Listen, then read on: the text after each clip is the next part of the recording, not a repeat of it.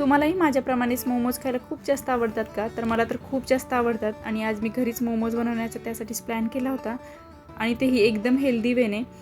तर मी हेल्दी वेने कोणत्या प्रकारे मोमोज बनवते त्याची रेसिपी शेअर करत आहे, तर व्हिडिओ शेवटपर्यंत नक्की पहा. तर इथं सगळ्यात अगोदर मी इथं गव्हाचं पीठ घेतलं आहे, त्यामध्ये थोडंसं मीठ ॲड केलं आणि थोडंसं पाणी ॲड करून घट्टसर पीठ मळून घेतलं आहे आणि त्यानंतर मग कोबी वगैरे किसून घेतला. तर यामध्ये तुम्ही गाजर, शिमला मिरची वगैरे पण ॲड करू शकता, पण माझ्याकडं फक्त कोबीच अवेलेबल होता म्हणून मी तेवढंच घेतलं आहे.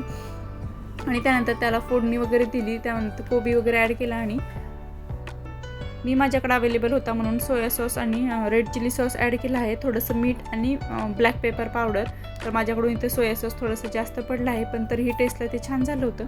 आणि हे सगळं व्यवस्थितपणे मिक्स केलं आणि थोडीशी कोथिंबीर पण ॲड केली आणि हे सगळं मग व्यवस्थितपणे शिजवून घेतलं. 1 5 ते 10 मिनटं वाफवून घेतलं. त्यानंतर मग थोडंसं गार करून घेतलं आणि नंतर जे आपण पीठ मळून घेतलं होतं तर त्यातला एक छोटासा गोळा घेतला आणि त्याची छोटीशी एक पुरी टाईप लाटून घेतला आणि त्यामध्ये हे सगळं सारण भरून मोमोजचा शेप दिला. तर कसा आहे झाला आहे मोमोजचा शेप ते मला कमेंटमध्ये नक्की कळवा.